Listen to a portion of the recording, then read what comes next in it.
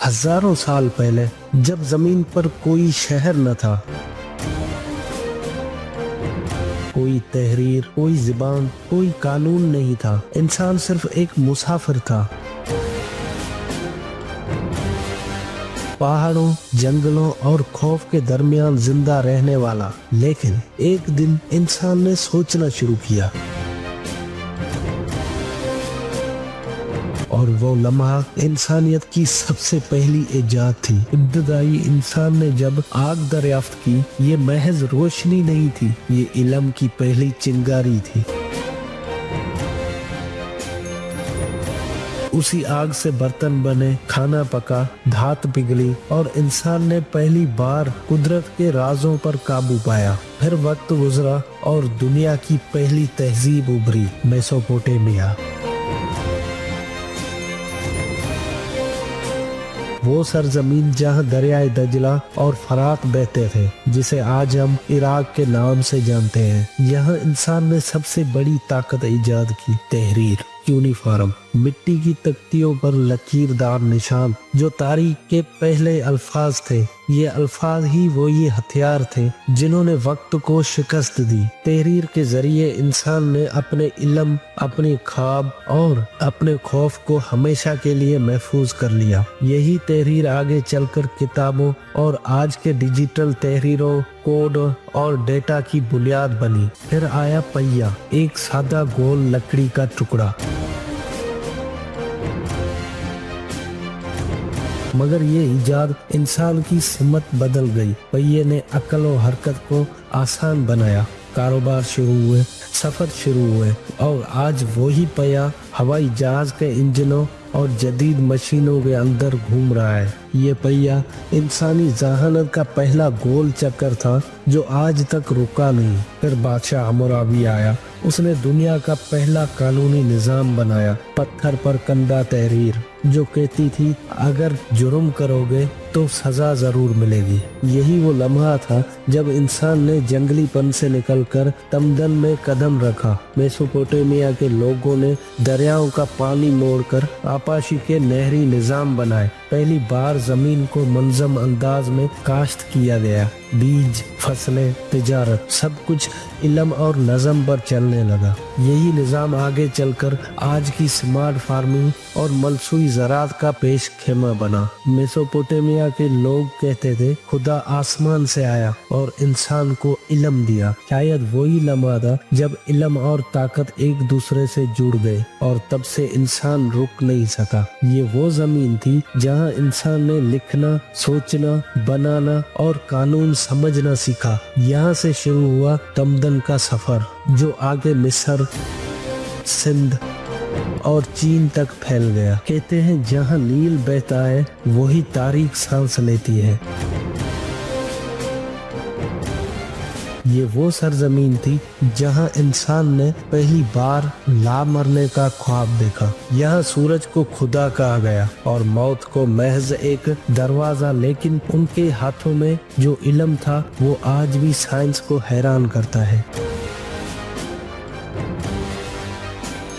रेत, पत्थर और नामुमकिन ख्वाब, फिर भी उन्होंने आसमान को छूने वाली इमारतें बनाई। एहराम मिस्र आज भी जमीन पर खड़ी सबसे पुरअसरार इमारत है। करोड़ों पत्थर के ब्लॉक्स, हर एक कई टन वजनी और जोड़ ऐसे जैसे किसी मशीन ने तराशे हो। सवाल आज भी जिंदा है, ये लोग कौन सी टेक्नोलॉजी इस्तेमाल करते थे? या उनके पास कोई ऐसा इल्म था जो आज हम खो चुके हैं? मिस्रियों ने आसमान को पढ़ा, उन्होंने सितारों की हरकत से वक्त की गिनती की। दिन, महीने और साल का तस्वर उन्हीं के फल्कियाती निजाम से पैदा हुआ। उन्होंने कैलेंडर बनाया और हर सितारे को एक मकसद, निशान माना। यही इल्म बाद में रोमियो और यूनानियों तक पहुंचा और आज के जदीद वक्त के निजाम, घड़ियों, नेविगेशन और सैटेलाइट की बुनियाद बना। जब बाकी दुनिया बीमारी से मर रही थी, मिस्री इंसान के जिस्म को समझने लगे। उन्होंने लाशों को महफूज किया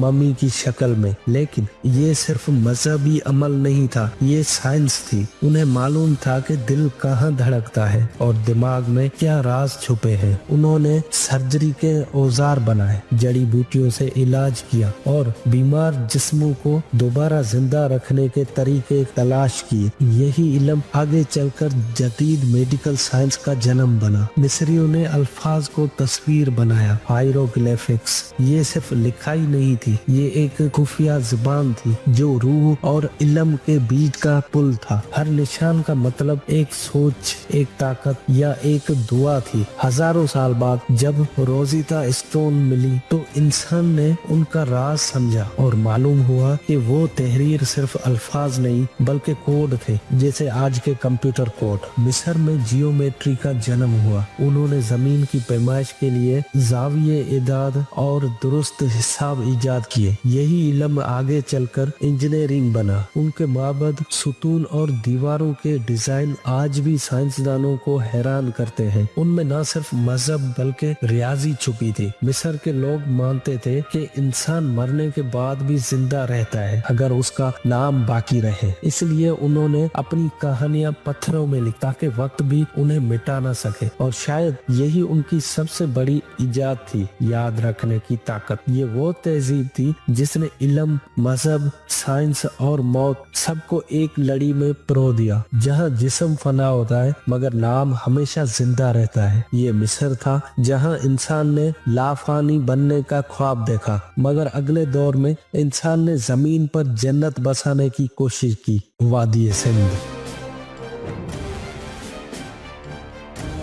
ये कहानी है एक ऐसी तहजीब की जिसने जंग नहीं, नज़म और ज़बत को अपनी ताकत बनाया। जहाँ कोई बादशाह नहीं, कोई फौज नहीं, लेकिन एक ऐसा निज़ाम था जिसकी मिसाल आज भी दुनिया नहीं दे सकती। ये थी वादी सिंध की तहजीब, जो आज के पाकिस्तान और शुमाली भारत के इलाकों में 5000 साल पहले उभरी। जब दुनिया अभी शिकार और खेती के बीच में उलझी थी, तब यहाँ के लोग शहरी जिंदगी जी रहे थे। मोहनजोदाड़ो और हड़प्पा ये सिर्फ शहर नहीं थे, ये जदीद इंजीनियरिंग के नमूने थे। हर गली सीधी, एक जैसी चौड़ाई, हर घर में पानी का कनेक्शन और निकासी का ऐसा निजाम जो आज के कई शहरों से बेहतर था। ढके हुए रास्ते थे जहाँ गंदा पानी अलग रास्ते से बहता और साफ पानी घरों तक पहुँचता। ये दुनिया की पहली शहरी मंसूबा बंदी थी। ये लोग महज किसान नहीं थे, ये ताजर थे, कारीगर थे और हिसाब किताब के माहिर। उन्होंने वजन तोलने के लिए मयारी पैमाइश के पत्थर बनाए, हर वजन का एक ही मयार। यही उसूल आज के मेट्रिक सिस्टम की बुनियाद है। उनकी मोहर पर बनी तस्वीरें, जानवरों, खुदाओं और निशानात की सूरत, ये सिर्फ सजावट नहीं थी बल्कि तिजारत के कोड थे, जैसे आज के बार कोड। ये मोहरें मेसोपोटामिया तक मिली है, यानी वो आलमी तिजारत कर रहे थे। सिंध की जमीन खुश्क थी, लेकिन यहाँ के लोगों ने दरिया को अपना साथी बनाया। उन्होंने आपाशी का निजाम इजाद किया। दरिया के बहाव से खेतों तक पानी पहुँचाने के लिए नाले, बंद और कुएं बनाए। ये निजाम इतना मंजम था कि पैदावार हर साल एक जैसी रहती। ये इल्म बाद में चीन की तहजीबों तक पहुंचा। हर घर ईंटों से बना और हर ईंट एक ही साइज की। कुछ घरों में निजी बाथरूम और टॉयलेट भी थे जो जमीन के नीचे नक्काशी से जुड़े हुए थे। दुनिया में पहली बार इंसान ने सफाई को अपनी जिंदगी का हिस्सा बनाया। ये सिर्फ सहूलत नहीं बल्कि साइंसी सोच थी। वादी सिंध के लोग लिखते थे, मगर हम आज तक नहीं पढ़ सके कि वो क्या लिखते थे। उनकी तहरीर, इंडस स्क्रिप्ट,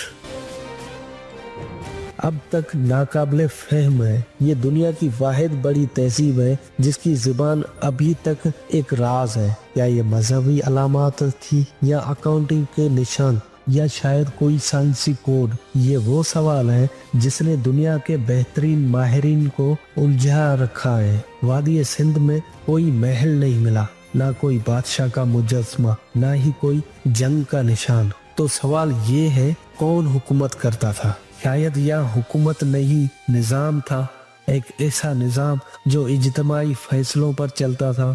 ये जमहूरियत की पहली झलक हो सकती है। फिर अचानक सब कुछ खत्म हो गया, ना कोई जंग, ना कोई कुदरती तबाही का बड़ा निशान। शहर खाली हो गए, दरिया का बहाव बदल गया, या शायद जमीन ने पानी देना छोड़ दिया। कुछ कहते हैं कि मौसमी तब्दीली ने सब बदल दिया, कोई कहता है हमला आवर आए, मगर हकीकत आज भी राज है। ये तहजीब जमीन के नीचे दफन हो गई, लेकिन इनके उसूल, उनका नज़म आज भी दुनिया की मैशत और साइंस में जिंदा है। वादी सिंध के लोग शायद खामोश हो गए, मगर उनकी सोच आज के शहरों, कारखानों और इंजीनियरिंग में बोलती है। ये वो तहजीब थी जिसने इंसान को नज़म सिखाया। यूं इंसान की ये तवील और हैरत इंगेज दास्तां अपने एक ऐसे मोड़ पर पहुंचती है जहां माजी, हाल और मुस्तकबिल एक दूसरे से जुड़ जाते हैं। वही इंसान जो कभी गारों में रहता था, आज मनसूई जहानत के साथ सोचने वाली मशीनें बना चुका है।